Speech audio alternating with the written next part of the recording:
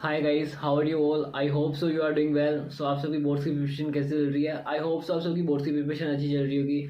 और मैंने last video के अंदर आपको चैप्टर 5 करवा दिया था बिजनेस स्टडी का, जो कि था आपका ऑर्गेनाइजिंग से रिलेटेड। तो आपको वो अच्छे से समझ में आ गया होगा। तो आज अपन स्टार्ट करेंगे जो कि मैनेजमेंट का थर्ड फंक्शन है, स्टाफिंग। तो आज अपन स्टाफिंग चैप्टर पढ़ेंगे। बहुत अच्छा चैप्टर है। तो आज अपन स्टाफिंग को स्टार्ट करते हैं। को आपको और कोई भी डाउट रहे आपको, पहले जितने भी मैंने लेक्चर्स करवाए हैं चैप्टर्स के, जैसे कि फर्स्ट से फिफ्थ तक मैंने चैप्टर्स करवा दिए, तो आप मेरे कमेंट बॉक्स में बता सकते हैं, टेलीग्राम ग्रुप में बता सकते हैं। ठीक है, ये चैप्टर थोड़ा सा बड़ा है, तो थोड़ा सा बड़ा है तो वीडियो थोड़ी सी बड़ी हो सकती है। तो मैं ऐसा नहीं करूँगा कि वीडियो को थोड़ी शॉर्ट करने के लिए मैं आपकी कंसेप्ट को है ना मिस कर दूंगा, या थोड़ी कंसेप्ट इम्प्रॉपर तरीके से समझाऊंगा। तो आपको यदि ये वीडियो थोड़ी बड़ी लगे तो आप है ना थोड़ा सा दो पार्ट में ब्रेक करके भी आप देख सकते हो, क्योंकि मैं क्वालिटी के साथ में कोई भी कॉम्प्रोमाइज़ नहीं करूँगा। तो अपन स्टार्ट करते हैं कि चैप्टर जो नंबर अपना 6 है, स्टाफिंग। स्टाफिंग का मतलब क्या होता है, जो कि अपना थर्ड फंक्शन होता है मैनेजमेंट का। देखो, स्टाफिंग का मतलब क्या होता है? Staffing consisting man power planning, recruitment, selection, training, compensation, promotion, maintenance of manager personnel. इसका मतलब क्या कि स्टाफिंग के अंदर क्या क्या चीज़ें आ जाती है? मैन पावर प्लानिंग आ जाती है, रिक्रूटमेंट आ जाता है। रिक्रूटमेंट मतलब होता है जैसे हमें एम्प्लॉयज की रिक्वायरमेंट होती है, उस चीज़ को अपन क्या बोलते हैं? रिक्रूटमेंट। सिलेक्शन होता है कि हम जब एम्प्लॉयज हमारे पास में काम, हम जब हमें रिक्वायरमेंट होती है तो जो बहुत सारे एम्प्लॉयज आते हैं उनमें से हम सिलेक्ट करते हैं कि कौन सा हमारा एम्प्लॉय, मतलब कौन सा जो पर्टिकुलर पर्सन है वो हमारी ऑर्गेनाइजेशन के लिए बेस्ट रहेगा। तो उस समय उसको अपन मतलब सिलेक्शन, फिर उनके अपन ट्रेनिंग कराते हैं, कंपनसेशन देते हैं, है ना, प्रमोशन करते हैं। तो ये सारी चीज़ें किसके अंदर आ जाती है? स्टाफिंग प्रोसेस के, स्टाफिंग फंक्शन के बीच में आ जाती है। अब स्टाफिंग जो फंक्शन है उसकी डेफिनेशन क्या होगी कि फाइंडिंग द राइट पर्सन। देखो, हमारे ऑर्गेनाइजेशन के अंदर हमने काम बांट दिए थे, ठीक है, काम क्या थे वो भी हमने पता लगा लिए थे, काम बांट दिया। अब काम को कौन करेगा? Individual person. तो हम क्या देखते हैं कि हमें राइट पर्सन ढूंढना होता है, ठीक है, राइट पर्सन ढूंढना होता है राइट जॉब के लिए। कोई भी पर्टिकुलर काम है तो उस पर्टिकुलर काम को कौन कर सकता है? कोई राइट पर्सन कर सकता है, ठीक है। किसके साथ में कर सकता है? उसकी जो क्वालिफिकेशन है, राइट क्वालिफिकेशन के साथ में कर सकता है, ठीक है, और वो भी किस टाइम पे? राइट टाइम पर। तो स्टाफिंग का मतलब क्या हुआ? Finding the right person for the right job, having the right qualification, doing the right job at the same time. इसी को अपन क्या बोलते हैं? स्टाफिंग बोलते हैं, ठीक है, स्टाफिंग बोलते हैं। ठीक है, एक क्वेश्चन ये आ सकता है एमसीक्यूज में या शॉर्ट क्वेश्चंस में आ सकता है कि कौन सा ऐसा फंक्शन होता है मैनेजमेंट का जिसको जेनेटिक फंक्शन बोला जाता है, ठीक है। जेनेटिक फंक्शन यहाँ पे रिलेट कर लो एम्प्लॉय से रिलेटेड, ठीक है, एम्प्लॉय से रिलेटेड। तो इसको कौन सा जेनेटिक फंक्शन कौन सा होता है? हमारा स्टाफिंग होता है, याद रखना, ठीक है, इंपॉर्टेंट है। ठीक है, अब क्या इंपॉर्टेंस क्या होती है स्टाफिंग की? स्टाफिंग जो फंक्शन है उसकी इंपॉर्टेंस बोल लो, नीड्स बोल लो, बेनिफिट्स बोल लो, या एडवांटेजेस बोल लो। तो क्या क्या होते हैं ये? ठीक है, सबसे पहले आता है filling the role by obtaining competent personnel. इसका मतलब क्या होता है कि जो भी हमारे पास में एक्टिविटीज होते हैं, जो भी हमें काम होता है, जो तो वो काम कौन करेगा? कोई भी इंडिविजुअल पर्सन करेगा, हमारे एम्प्लॉयज करेंगे। तो जो काम है तो उसकी जो फुलफिल कौन करेगा? उस काम को जो करने वाला जो जो एम्प्लॉय है उसकी जो पोजीशन है उसको फुलफिल कौन करता है? उसको करता है स्टाफिंग करता है। Placing the right person at the right job. सही काम के लिए सही जो पर्टिकुलर पर्सन को अपन जो चुनते हैं, ठीक है, सिलेक्ट करते हैं, एम्प्लॉय को सिलेक्ट करते हैं, तो उसका भी काम कौन करता है? स्टाफिंग करता है, ठीक है। Growth of enterprise. एंटरप्राइज की ग्रोथ भी किसके साथ में होती है? एम्प्लॉयज के साथ में होती है, क्योंकि एम्प्लॉय ना मोस्ट इंपोर्टेंट एलिमेंट होता है, बहुत इंपोर्टेंट रोल प्ले करता है एक ऑर्गेनाइजेशन के अंदर, ठीक है। Optimum utilisation of a human resources. Human resources होता है उसको ऑप्टिमम यूटिलाइजेशन हो पता है किसके थ्रू? वो पता है स्टाफिंग के थ्रू, वो पता है, ठीक है। हेल्प इन कंपीटिंग के अंदर भी हेल्प करता है, ठीक है। नेक्स्ट आता है इम्प्रूव जॉब सेटिस्फेक्शन, ठीक है। हमारा जॉब जो भी एम्प्लॉयज हमारी ऑर्गेनाइजेशन में काम करते हैं उनका जो जॉब सेटिस्फेक्शन होता है वो इंक्रीज होता है, मोरल इंक्रीज होता है, ठीक है। Key to effectiveness of other function. जो भी अदर फंक्शंस होते हैं, अदर एक्टिविटीज होती है हमारी ऑर्गेनाइजेशन में, वो इफेक्टिवली कंप्लीट हो पाती है। तो ठीक है, ये सारे एडवांटेजेस हो गए या इंपॉर्टेंस हो गई किस चीज़ की? स्टाफिंग की। अब हमारे पास एक और कंसेप्ट आता है जिसको अपन बोलते हैं ह्यूमन रिसोर्स मैनेजमेंट। देखो, ह्यूमन रिसोर्स मैनेजमेंट क्या होता है? ह्यूमन रिसोर्स मैनेजमेंट के अंदर ह्यूमन बींग कहाँ पर काम करते हैं? हमारी ऑर्गेनाइजेशन में। वो बेसिकली कौन होता है? एम्प्लॉयज होता है। तो एम्प्लॉय से रिलेटेड जितनी भी चीजें वो किसके अंदर गई? HRM के अंदर आ गई। HRM को अंदर क्या बोलते हैं अपन?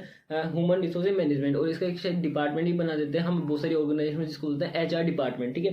तो स्टाफिंग होता है ना, स्टाफिंग वो क्या करता है कि लोगों को जितने भी एम्प्लॉइज हैं उनको है ना ढूंढती है जो हमारे काम कर सके हमारी ऑर्गेनाइजेशन में। तो स्टाफिंग है ना एक छोटा सा कंसेप्ट होगा किसके कंपैरिजन में, ह्यूमन रिसोर्सेज मैनेजमेंट। क्योंकि ह्यूमन रिसोर्सेज मैनेजमेंट जो भी एम्प्लॉइज कर रहे हैं उनके ग्रोथ एंड डेवलपमेंट के लिए भी सोचता है, ठीक है। और ट्रेनिंग का भी पार्ट आता है, कंपनसेशन का भी पार्ट आता है, उनको क्या क्या फैसिलिटी मिलनी चाहिए, उससे भी बहुत सारी जो चीजें होती हैं एम्प्लॉय से रिलेटेड वो किसके अंदर आती है, HRM के अंदर आ जाती है, ठीक है। और स्टाफिंग इसका एक पार्ट होता है, ठीक है। तो इससे अपन क्या बोलते हैं, staffing is a narrow concept and HRM मतलब human resource management is a wider concept, ठीक है। और देखते हैं, ठीक है। HR मतलब human resource management is the part of A management process, ठीक है।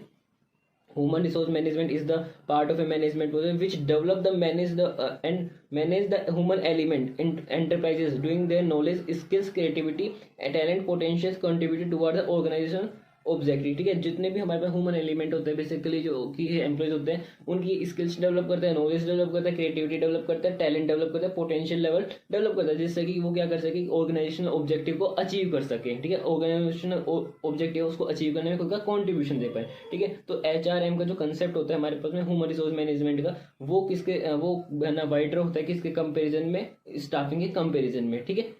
आपको समझ में आ गया होगा।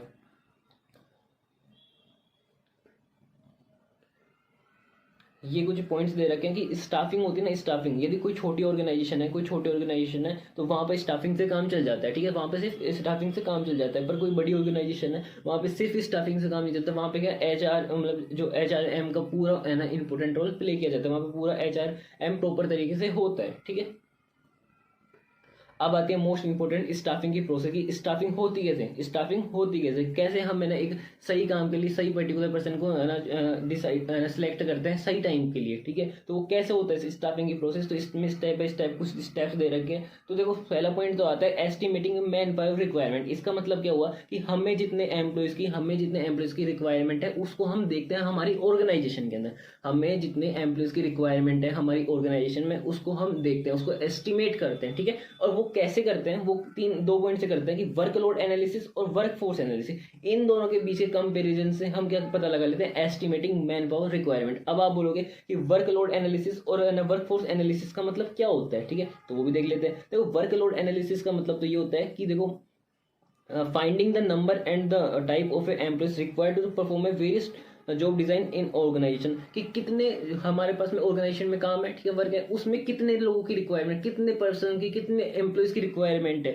उसको अपन बोलते हैं वर्कलोड एनालिसिस। वर्कफोर्स एनालिसिस क्या होता है कि हमारे पास में प्रेजेंट टाइम में हमारे पास में कितने एम्प्लॉयज काम कर रहे हैं, ठीक है। यदि हम वर्कलोड और वर्कफोर्स एनालिसिस के बीच कंपेरिजन कर लेते हैं तो हमारे पास दो पॉइंट आ सकते हैं। क्या क्या क्या तो हमारे जो एम्प्लॉयज है वो हमारे से ज्यादा निकलेंगे, जितने हमारी रिक्वायरमेंट है तो उनसे ज्यादा निकलेंगे, तो उनको अपन क्या करेंगे, टर्मिनेट कर देंगे, ठीक है। और यदि कम निकालेंगे तो हम उनको रिक्रूट करेंगे, रिक्रूट मतलब, और हम जो पोजीशंस खाली है जिन एम्प्लॉयज की हमारी रिक्वायरमेंट है उनकी हम जो पोजीशन को उनको फुलफिल करेंगे, ठीक है। तो इसी को बोलते हैं वर्कलोड एनालिसिस और वर्कफोर्स एनालिसिस के बीच कंपेरिजन करने से हमें क्या पता लगता है, मैन पावर रिक्वायरमेंट हम एस्टिमेट करते हैं, ठीक है।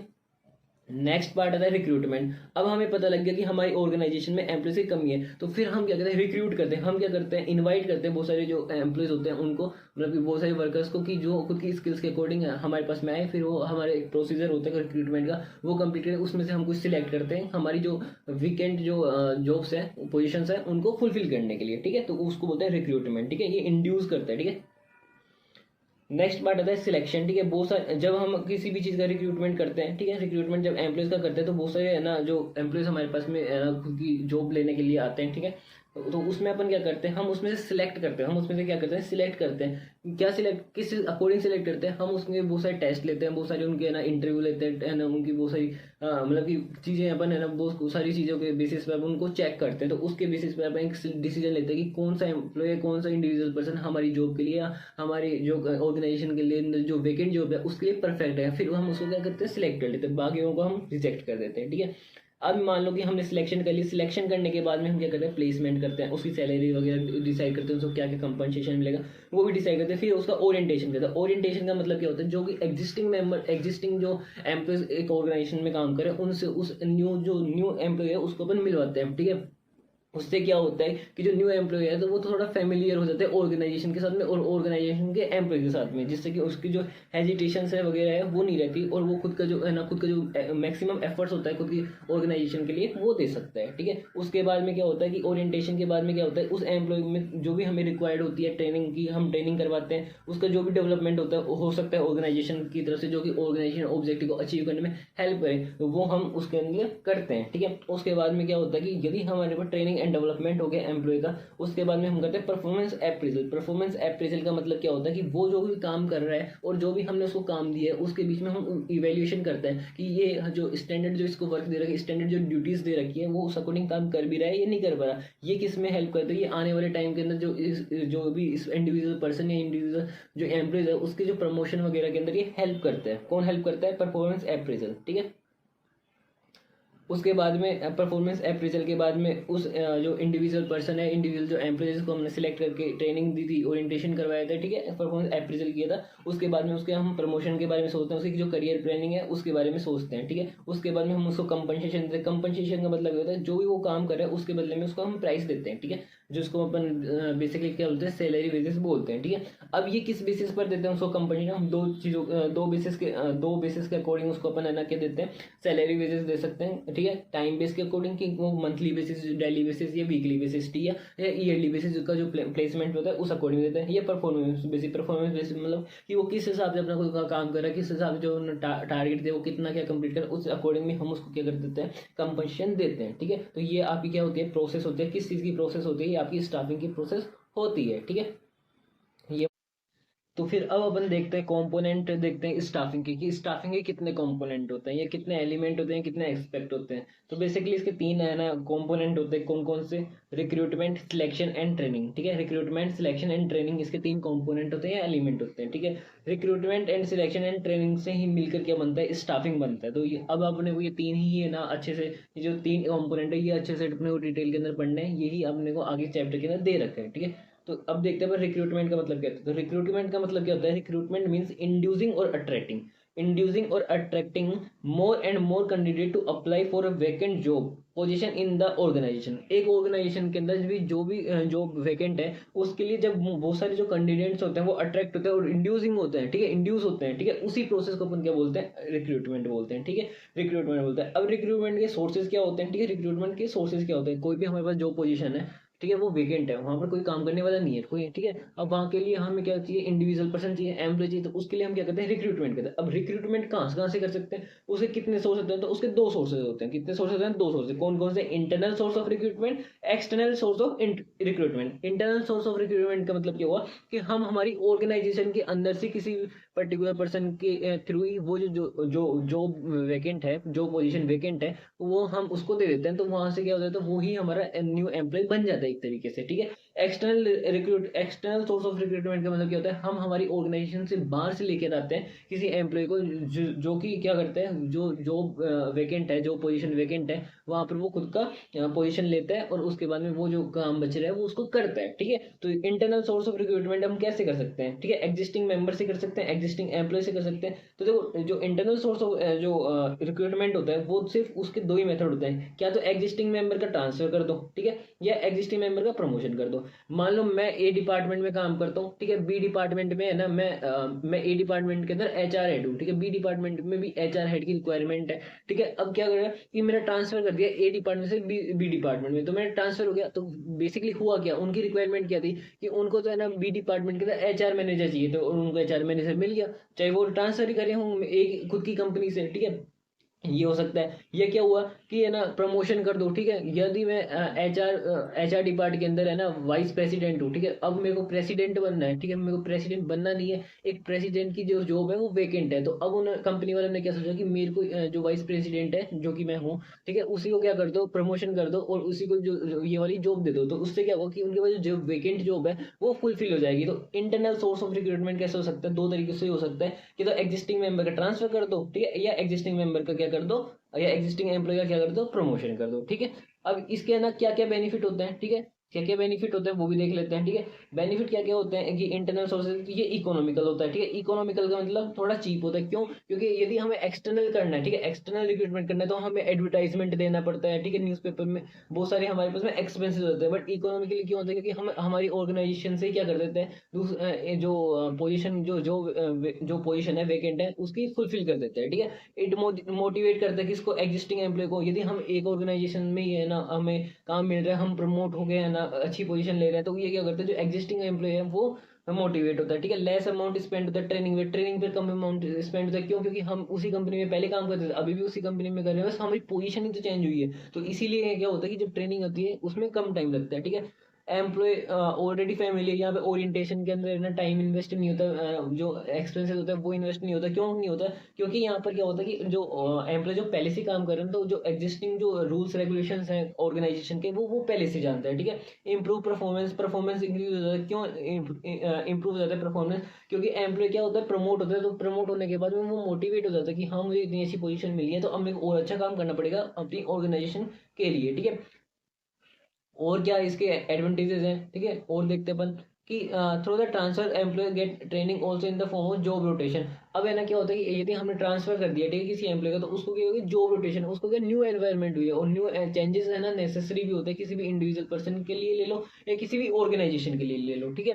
Transfer surplus economy shifted to other department, और इससे क्या कर सकते हैं, किसी भी डिपार्टमेंट के अंदर हमें रिक्वायरमेंट है तो हम दूसरे डिपार्टमेंट में से क्या कर सकते हैं, एम्प्लॉय को ले सकते हैं, ठीक है। यदि किसी दूसरे डिपार्टमेंट में ज़्यादा एम्प्लॉय काम कर रहे हैं और एक दूसरे डिपार्टमेंट में जहाँ पर है ना हमें रिक्वायरमेंट है, ठीक है, तो हम वहाँ पे जो हम पे सरप्लस है वहाँ से लेकर हम जहाँ पर रिक्वायरमेंट है वहाँ पर अपन उसको जॉब दे सकते हैं, ठीक है। अब इसके ड्रॉबैक्स क्या होते हैं? ड्रॉबैक्स क्या होते हैं कि जब हम हमारी ऑर्गेनाइजेशन के अंदर से ही रिक्रूट कर लेते हैं लोगों को, तो क्या होता है कि हमारे पास कोई फ्रेश टैलेंट नहीं आ पाता, ठीक है, न्यू आइडियाज नहीं आ पाते, ठीक है। ऑर्गेनाइजेशन के अंदर हमारे पास लिमिटेड चॉइस होती है। लिमिटेड चॉइस क्यों होती है? क्योंकि जो एम्प्लॉइज काम करे उन्हीं में से हमें कोई ना कोई डिसाइड करना पड़ता है, ठीक है। Not suitable for new organisation, और नई नई ऑर्गेनाइजेशन के अंदर क्या कोई एम्प्लॉय काम ही नहीं करता, तो उनको तो सबको क्या करना पड़ता है, एक्सटर्नल रिक्रूटमेंट का जो सोर्स है उसी से हमें वो जो एम्प्लॉय है उनको रिक्रूट करना पड़ता है, ठीक है।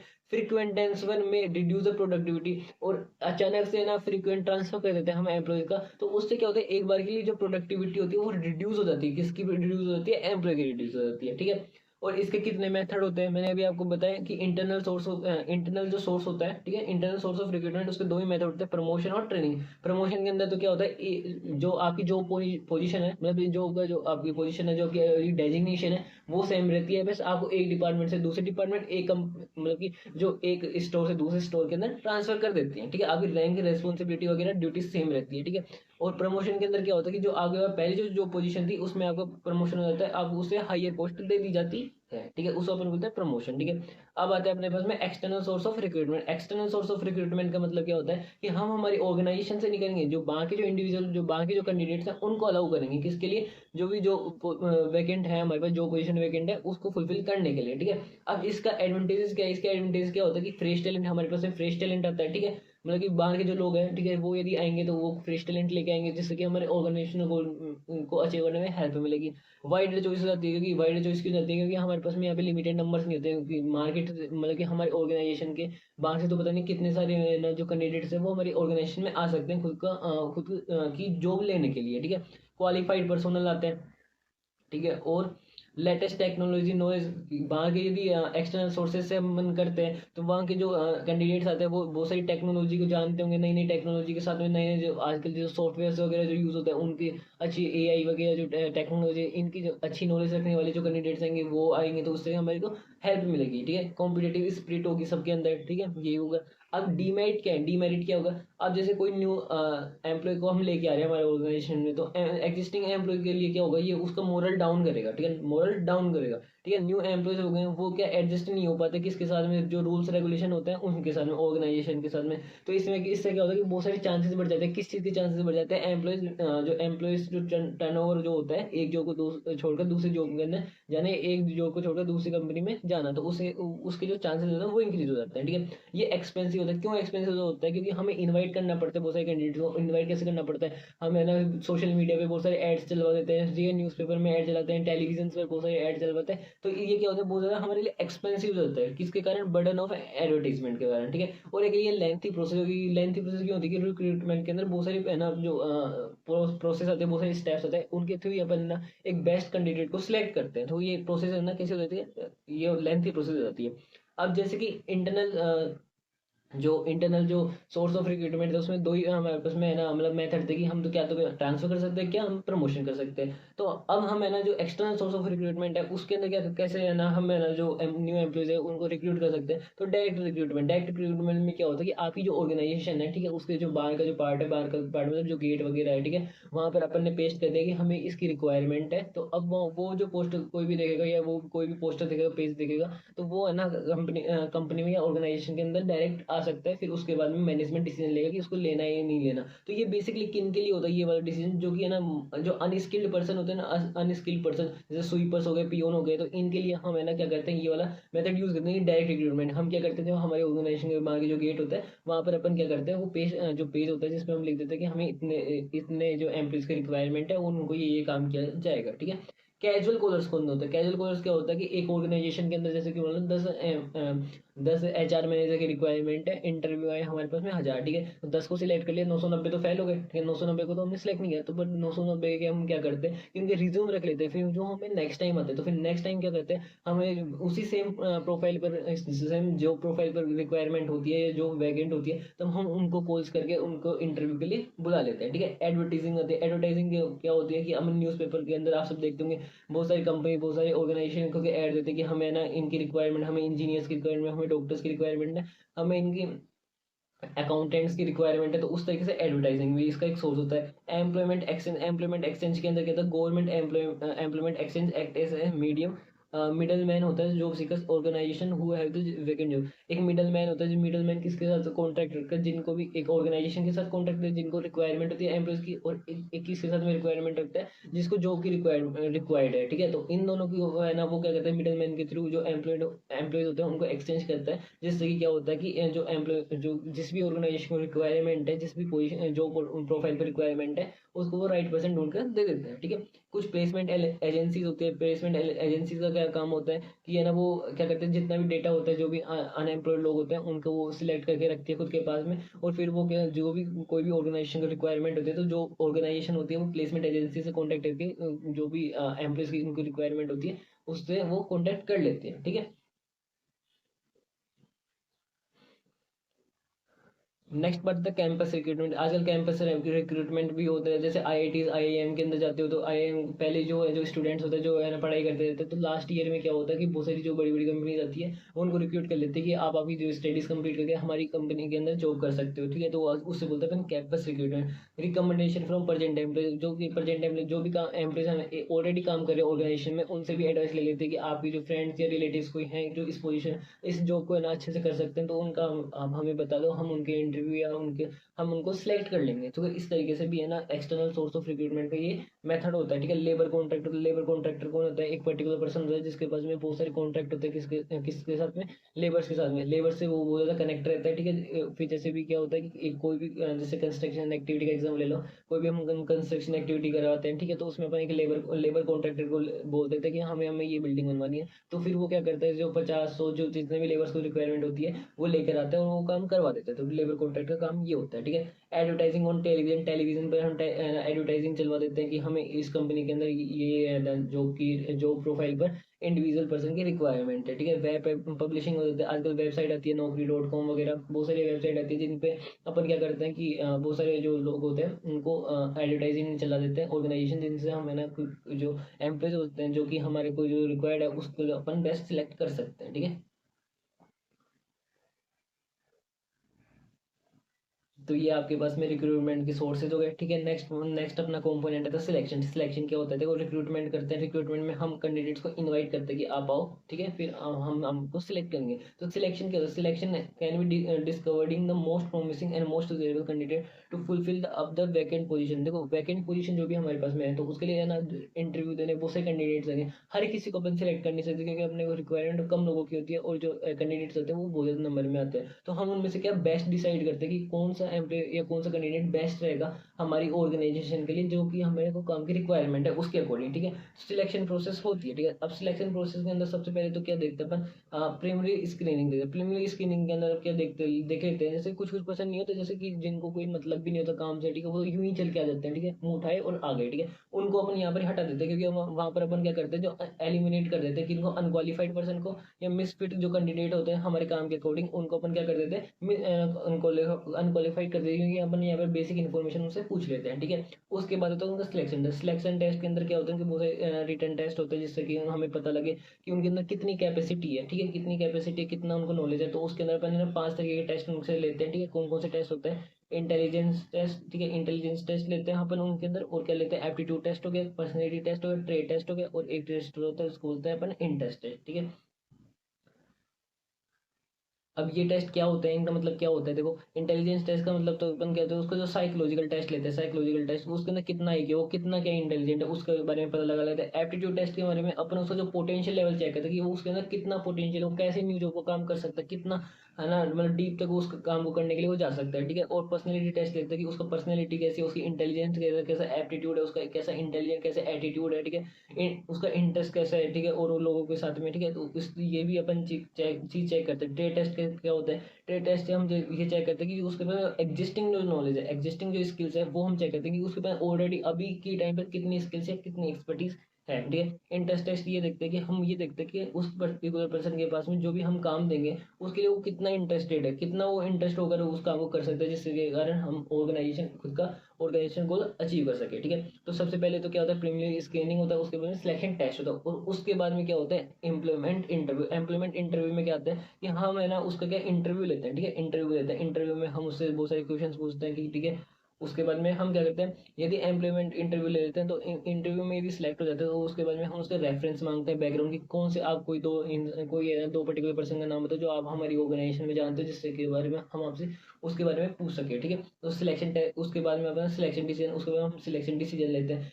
हमने क्या दिया, प्रीलिमिनरी स्क्रीनिंग देख ली, उसके बाद में उसका हमने सिलेक्शन टेस्ट लिया, उसके बाद हमने इंटरव्यू लिया, इंटरव्यू के बाद में हमने उसका बैकग्राउंड लिया, हमने उसका जो रेफरेंसेस है वो जाके, उसके बाद हम सिलेक्शन डिसीजन लेते हैं कि उसको सिलेक्ट करना है नहीं करना। यदि करना है तो फिर उसके आगे की प्रोसेस चलती है। यदि हमने किसी को पर्टिकुलर पर्सन को हमने यदि सिलेक्ट कर लिया तो उसके बाद में उसका मेडिकल एग्जामिनेशन लेते हैं कि वो हमारी है ना, वो मेडिकली है ना फिट तो है या नहीं है, मतलब कि हमारी ऑर्गेनाइजेशन में अच्छे से काम कर पाएगा नहीं कर पाएगा।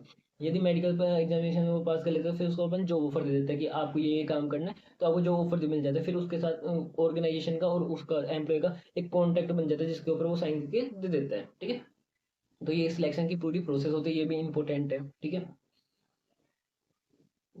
नेक्स्ट पार्ट आता है अपना ट्रेनिंग एंड डेवलपमेंट। देखो ट्रेनिंग क्या होती है, कोई भी एम्प्लॉय नया नया किसी ऑर्गेनाइजेशन में आता है तो उसको काम करने के लिए उसको ट्रेनिंग दी जाती है एक ऑर्गेनाइजेशन की तरफ से, ठीक है। क्यों दी जाती है, जिससे कि जो भी हमें रिक्वायर्ड उसकी रिक्वायर्ड जो भी हमें स्किल्स है, रिक्वायर्ड जो काम है वो कर सके, अच्छे से कर सके, इफेक्टिवली और इफिशिएंटली कर सके, ठीक है। तो training means equipping the employee with the required skills to perform the job, ठीक है। हमें जो भी काम करवाना है वो कर सके, इसलिए हम क्या करते हैं, जो भी न्यू एम्प्लॉयज होते हैं उनको हम ट्रेनिंग देते हैं, ठीक है, ट्रेनिंग।